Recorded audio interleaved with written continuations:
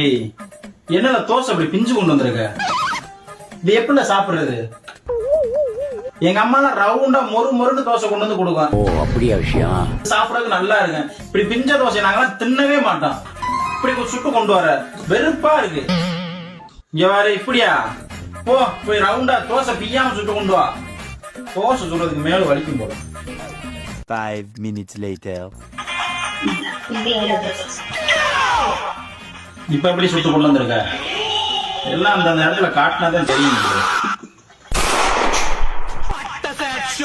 பிச்சை எடுத்து சாப்பிடுறேன். பிய்யாம தானே சாப்பிடணும். உன்னை யாரு பிச்சை சாப்பிட சொன்னது? ஏய், அவன் செத்துட்டான்டா.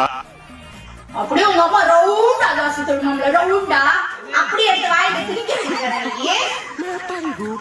தோசை கேளு கேளு வச்சுது.